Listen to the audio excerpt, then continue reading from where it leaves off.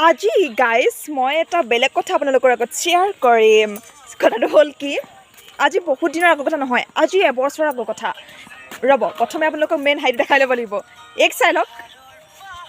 আপোনালোকে চাবলৈ চাগে ইচ্ছুক হৈছে ন মুখখন কেনেকুৱা হৈ আছে চ' চাগে এক্সাইটেড এইটো এনেকুৱা হাইটে চাই লওকচোন আপোনালোকে দেখিছে ন